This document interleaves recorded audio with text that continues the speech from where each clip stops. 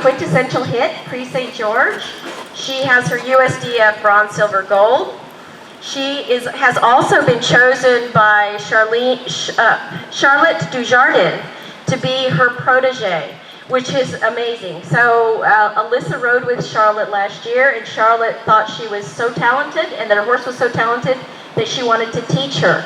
So since then, Alyssa has been taking weekly or bi-monthly lessons over Skype with Charlotte Dujardin. Alyssa has trained several horses up through Grand Prix. She won the USEF Young Horse National Championships. She's won 2 USDF Horse of the Year awards. And just recently, Celeste won the Oldenburg, High Point. Alyssa, what was that? Oh, it's just for the region. Just the High Point, Oldenburg for the region. High Point, Oldenburg for the region. Just basically, Alyssa rocks. I love her. You can probably hear it in my voice, but I am totally biased there. Anyway, with that, I'll turn it over to Alyssa, if you can just tell us a little bit about Quinn, and then you can take it over. Okay. Can everybody hear me all right? No, it needs to go up. Okay. I've also had a bit of a cold, so I hope I can come through a little bit. Is that better? Needs to go up a yeah? little bit more. They still want it louder. Yeah. Okay.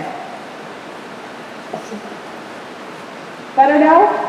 Yes. Yeah? Okay. So I'm lucky to be here this morning. I'm so grateful to Karen for brainstorming this idea and putting this group together. I think it's a fantastic opportunity for all of us who live here. And I want to thank Pam for donating the use of her beautiful facility. It's an amazing place. So I'm really happy to be here this morning. And I'm a little lucky to be here too because I was running out the door. One child is screaming, "Somebody help me wipe my tush!" And the other child has broken a giant pot and the husband's having to clean it up, and he has to take the cats to the vet. So, goodbye, I'm riding. So we're here. This is Quintessential hit. We call him Quinn. He's 7 years old. I have been involved with him his whole life. His breeder is from Georgia, so he's U.S. bred. She had a beautiful Samuel hit mare, and she'd never bred her. And this video of the stallion quarterback came out, and I showed it to her. She said, I think I'm going to breed Ella to the quarterback. And I said, well, if it's a colt, can I have it? She said yes. So that's the long story short of him. And he was started when he was coming 4 years old, right after my first son was born. And he and I have been together ever since. So we'll show you a little bit of our work. 30 minutes isn't maybe a time to show you our whole workout, but we'll start with trot work because he's really good at the trot and really confident in that. And we'll save the canter for when he's a little bit tired. Might be a little bit of a disaster. We'll see.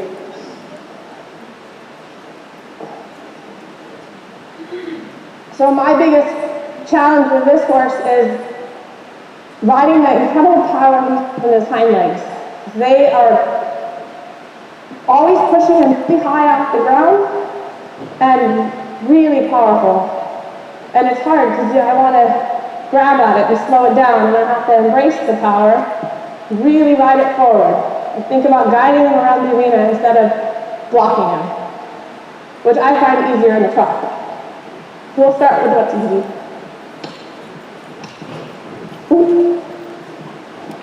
And I have to think about always riding him really straight, so that I don't curl him up to the left. So always getting him through on the right vein. And this is just an easy trot for him. And we start always with a little bit of sideways, just testing it. So we'll leg yield, thinking guiding the shoulders over. Again, keeping him straight on the right. And then thinking about my corner. I always get in trouble for that. Good thing Charlotte's not here. And a little bit of shoulder in. Thinking about bringing him on the free tracks. Not overbending the neck. Good. Boy. There's the corner. I want to think about keeping the same bend and the same energy. Do the shoulder in again.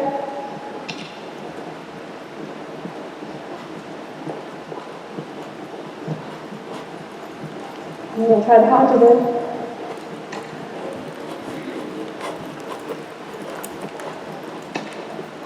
So the angle is easy for him. He's just trying to keep the trot the same.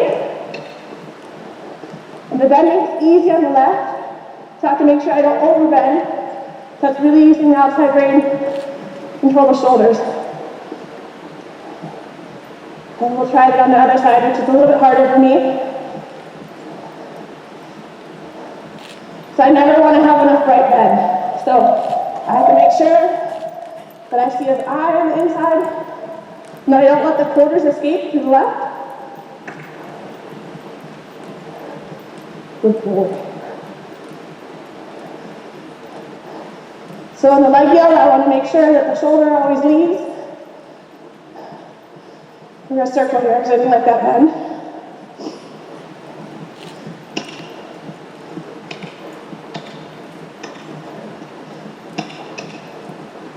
Sometimes it gets a little sticky. So I'm going to freshen it up and go forward.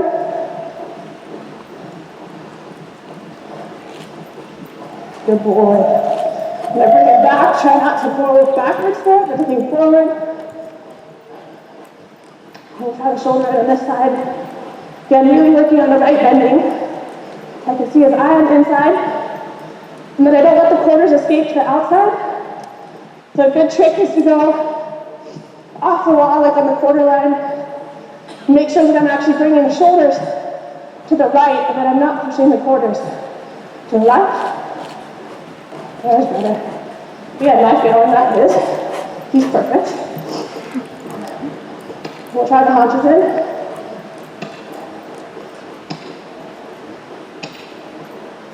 The same working on the right bending. Angle's good. We'll try a little half pass. Working on the bending again. I can think almost off the bit in the half pass. Guide his ears up. And slow it down a little. I can think more forward. So I always love to get too massagey. Try that again. But I don't like how he is, so I'm going to ride forward again. And then back. And I want to do lots of transitions in the trot, well, in the canter as well. So I'm always going forward and coming back to make him really adjustable. And I almost have to feel like he's off the bit in the half pass so I don't pull him down.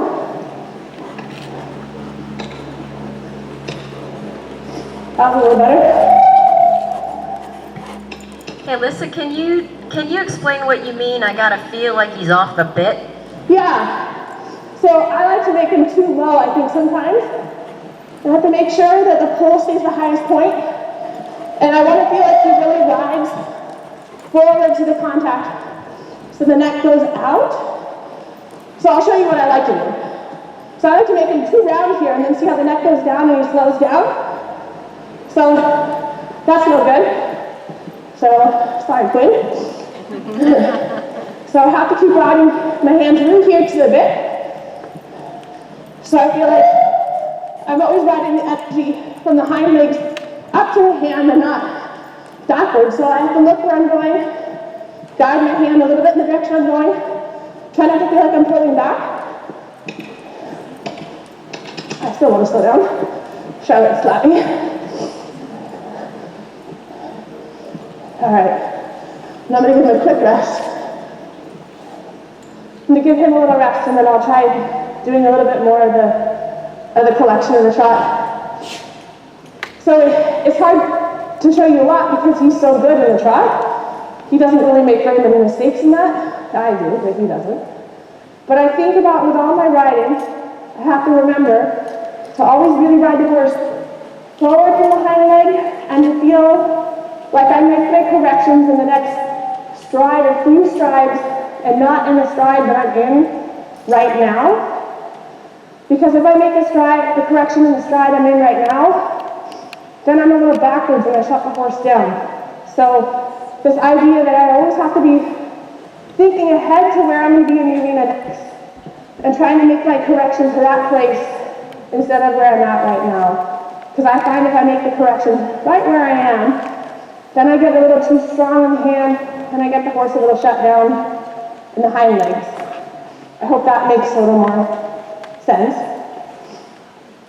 And when I think about the bending has to be through the horse's whole body, not just in the neck. So I have to be careful that I don't just bring the neck to the inside and let the quarters fall out.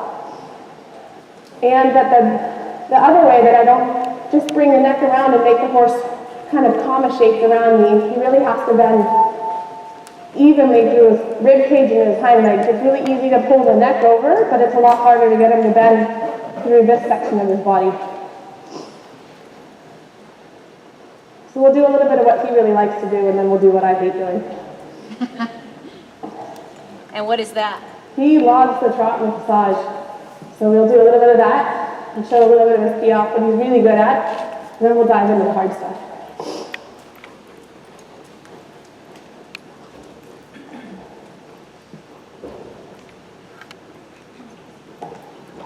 So I just get a good trot, get him thinking that has to be really forward to my leg, and really making sure that I follow him, that I don't work against him in the way that he moves. You can make the trot really big. And the big comes from the power, not from holding it.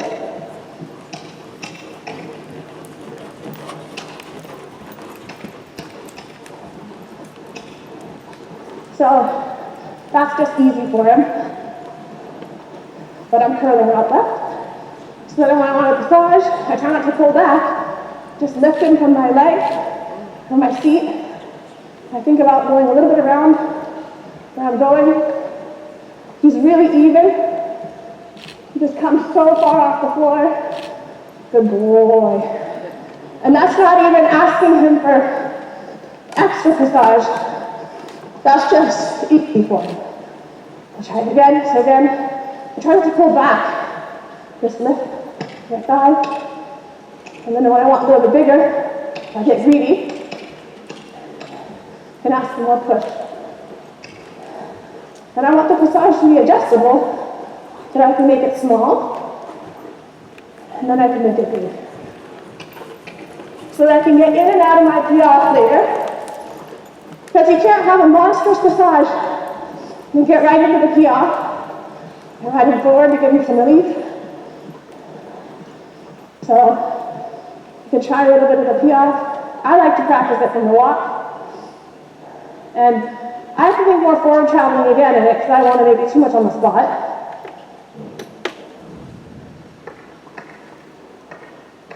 So sometimes we're touching just on the group. Make it a little quicker.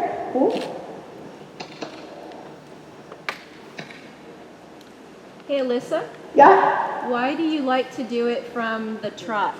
Why did I like to do it from the trot? Right. Because I feel like the walk it comes more naturally from.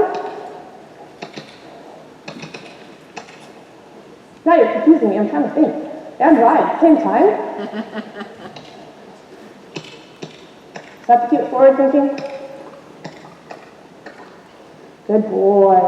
And I just want it to feel regular right now in the Piaffe. So when we start from the walk because we can almost make it a little bit joggy in the trot. And sometimes in the trot, it's hard to get the horse thinking not trot.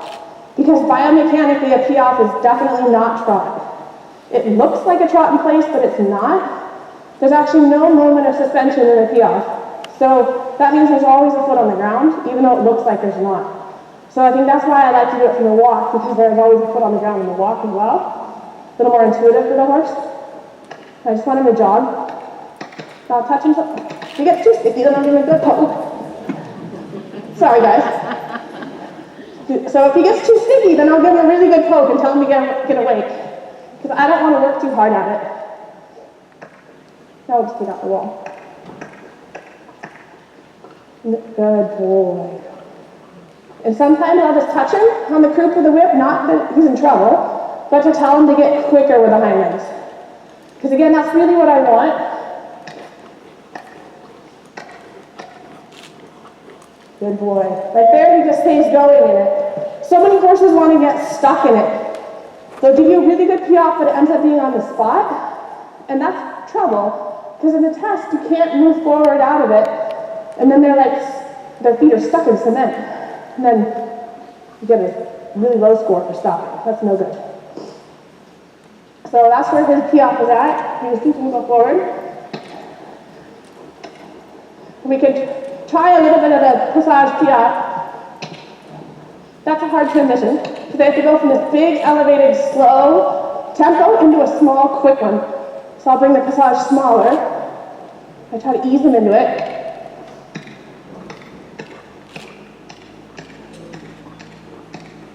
Gotta keep them traveling. And then I find it easier to get out. So it's that transition back from passage to Piaffe, I think that's so tricky, because you have to have a big, slow, elevated trot, which is passage, and then you have to change it into this small, quick, on-the-spot thing, which is Piaffe. So we'll practice our passage with lots of transitions, like you saw earlier, where I'll go forward and back within the passage, so that I can make the passage smaller as I want to go into the Piaffe, which has to be then quicker. So when they're learning, we really keep them traveling, but you see in a horse show, we don't really practice very much at home. Those are really difficult transitions, and to do them on the spot is hard, and it gets the horse thinking too much backwards, I think. If I have one take home from all of my riding, it's always that everything has to be forward, and it doesn't mean fast, it doesn't mean that I'm galloping around the arena, but it has to mean that I can move faster in any tempo at any time if I want to. And that's, for me, the definition of forward. So give me a quick breather, and then we'll do what I'm horrible at, which is cantering. If only we had a test that was only trot, maybe.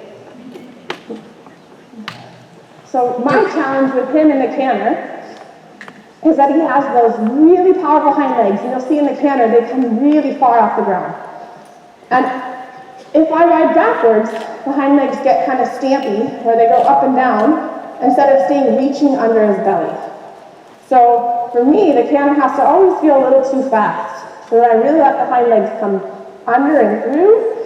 And the same thing in the collection, if I try to make it backwards, then he gets tight in his lower back and then he just hops with the hind legs, and instead of the hind leg jumping through in it. So I have had to think about collection as being not really making the gait smaller, but changing the way the horse uses his hind end, that he lowers his croup, but that he still jumps through. And that's a really hard thing to learn, because I always want to pull back to make the collection happen, especially in the canter. Trot, not so much. And I have a much easier time on my other horse, Celeste, because her canter stride isn't as enormous as his, and she's very comfortable, so her canter I have an easy time managing.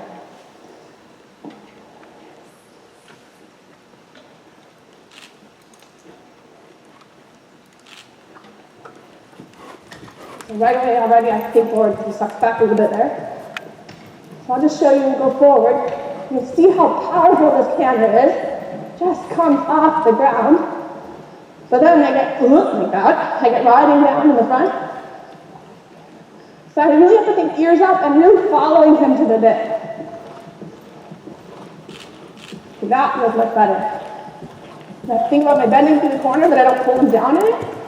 So then in the canter, I'll do some of the same things I did in the trot. I might do it for brevity's sake here, but I'll do the shoulder in, I'll do the haunches in, and I'll do the leg yield again. But I have to keep following him more with my elbows. I got to really exaggerate this here, so that I don't pull back against the motion.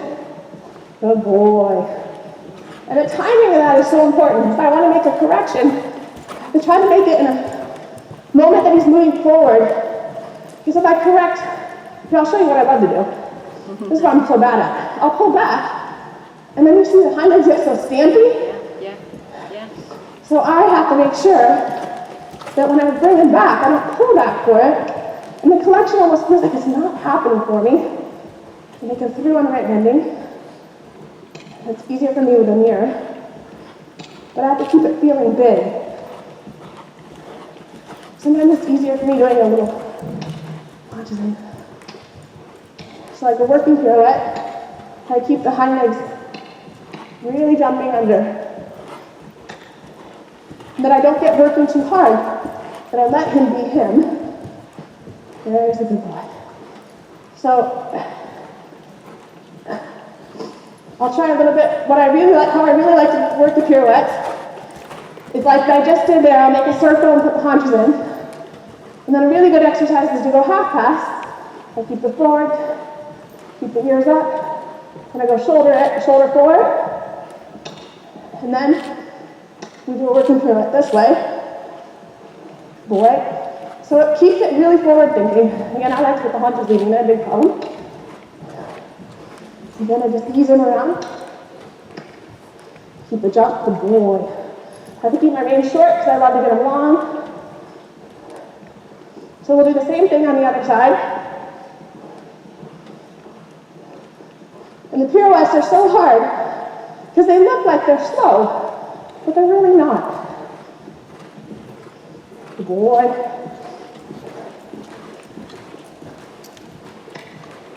So we'll do the same thing on this side. Just a big circle. And I'll put the haunches in. But then the hind leg stops a little bit. Keep pushing forward. Good boy. Good boy. So that it stays relaxed. You don't want it to become stampy in the back of the hind legs. This is my favorite thing to do. I'll try the same thing this way with a half pass. I almost want to peel off the bit so the ears stay up. Canter jumps forward. Then the shoulder forward. And again, turning into a big working pirouette.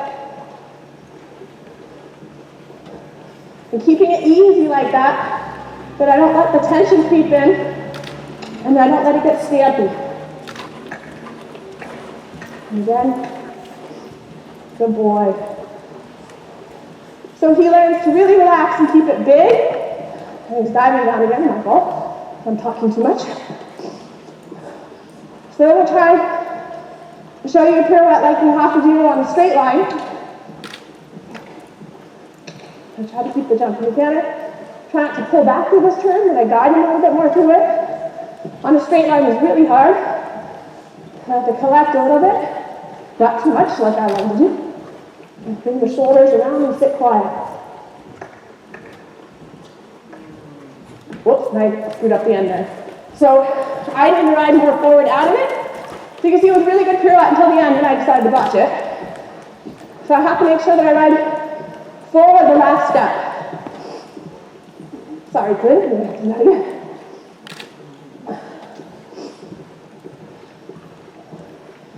So I try not to collect the canter too much. I sit quiet, look around on my line, guide it forward, and then ride forward out the last step. How's that better? We'll try the same thing on the other side.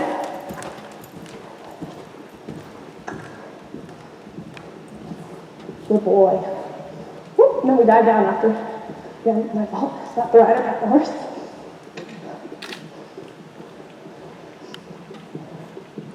So I ride it really straight coming into it. Try not to let the quarter swing too much left. Collect just a hair. Too much. Then look around. Sit quiet. And ride out. Oop, that was crooked on the way out. So for me, my problem really isn't the pirouette, is that I can't steer on my way out. The horse is doing a good job. So I'm thinking about getting out maybe a little bit quicker. Try it once more. Things like this turn are so hard for me because I want to slow them down in it and I have to learn to ride the hind legs forward.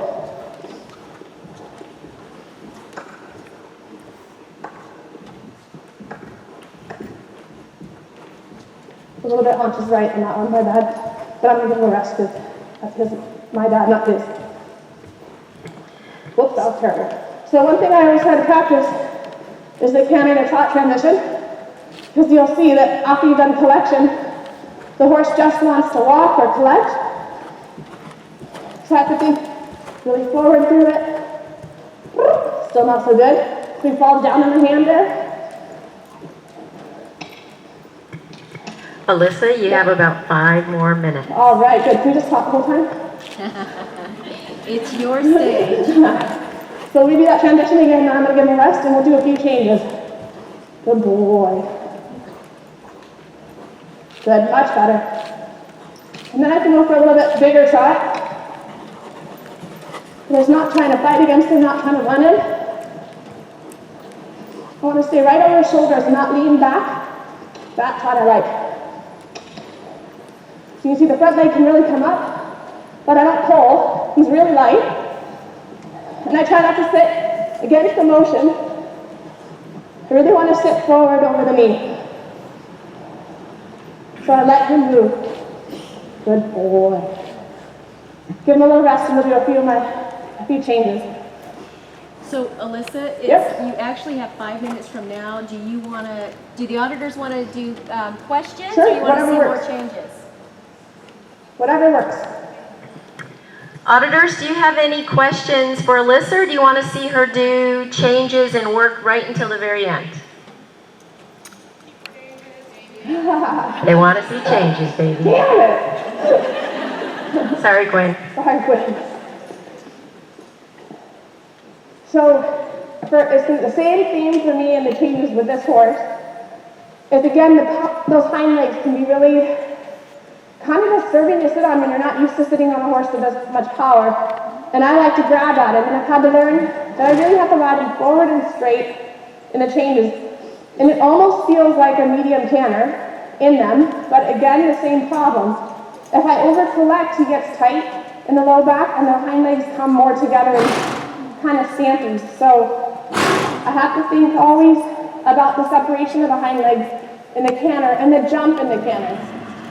That for me, when I have a problem in the flying changes, then I always know that it's a problem in the basic quality of my canter.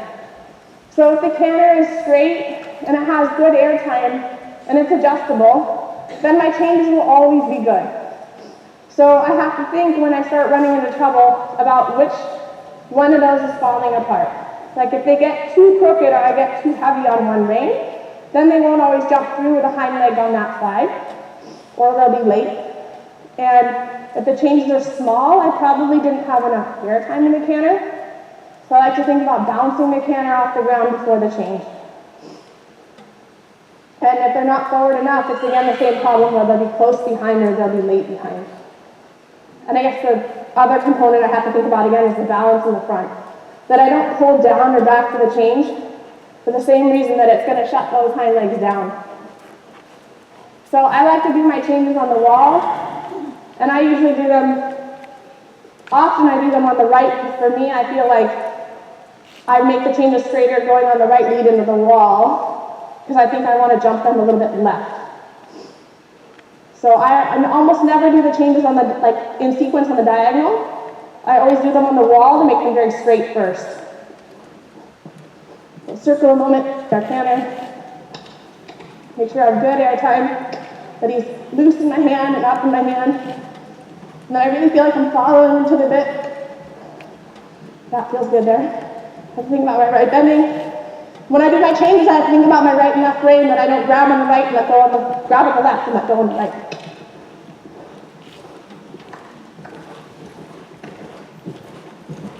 So the first change, I let him get slowing, so I rode him forward after that one. See if I do better this time. Whoa. It's kind of hard to talk and think about these. I'll try it again. Normally he does really well in these, so flat air.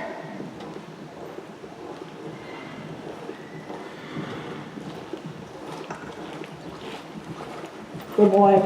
Well, I was much happier with. And I'm letting him fall down to the short side. Just terrible. Ride him up.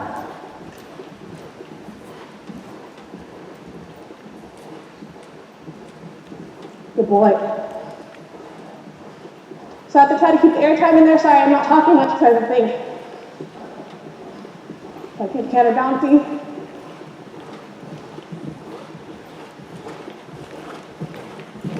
Boy.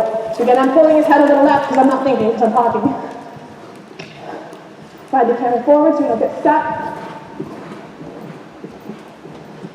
Ease and back for the collection. Try to find the right bending again. Really keep him forward when I think about twos.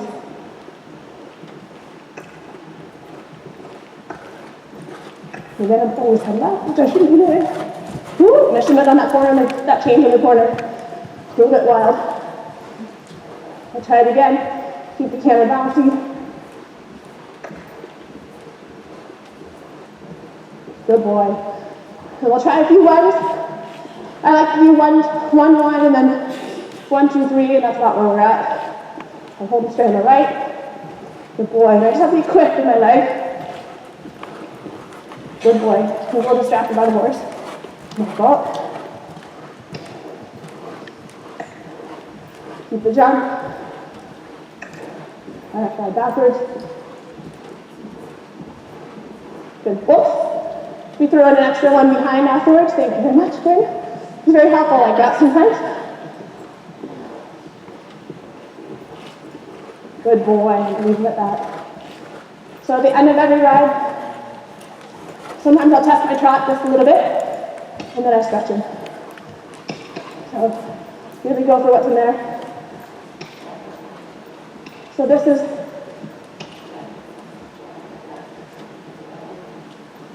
where his trot will be when he's, well, it might even be bigger when he's a Grand Prix horse. But I try not to be too greedy and go for this very often, just to find what's in him.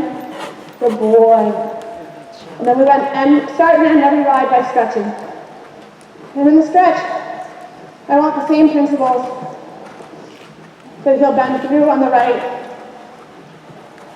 that he won't swing the quarters left, and that he'll go to the hand, and that he's relaxed. And that's really important.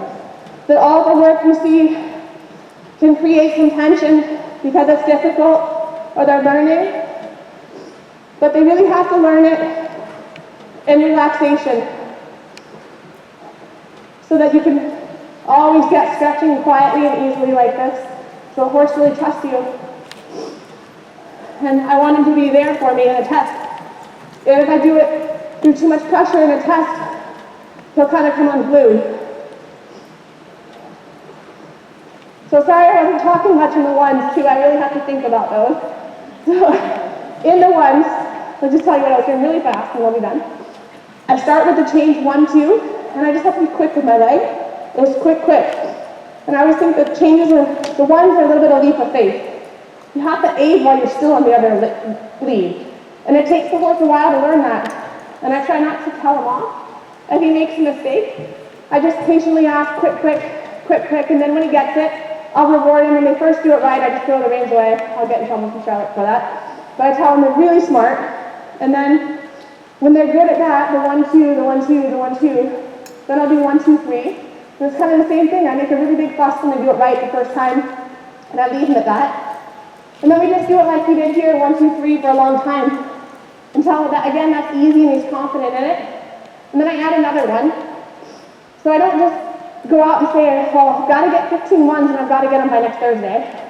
That doesn't work so well. So I just easily do it until they're confident with just a few.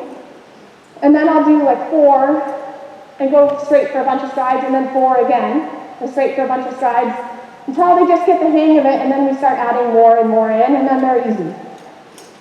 That's the way I do the ones. Thank you.